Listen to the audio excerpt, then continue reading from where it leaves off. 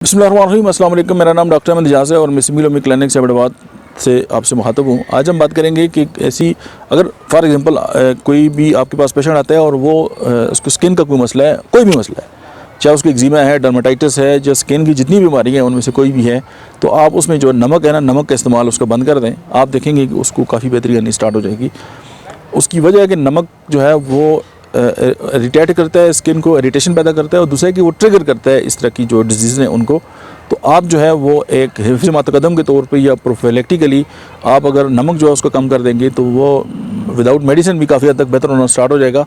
क्योंकि हम जो खाते हैं वही हम होते हैं, और जो हम सोचते हैं वही हम होते हैं, और वही हमारी फिर डिजीज़ भी उसी शक्ल में आती हैं। इसी तरह आपने देखा होगा कि मेहनत करने वालों की बीमारियाँ और होती हैं और आराम पसंद लोगों की बीमारियाँ और होती हैं। चटपटे खाने वालों की बीमारियाँ और होती हैं और सादा खाने वालों की बीमारियाँ और होती हैं। Thank you.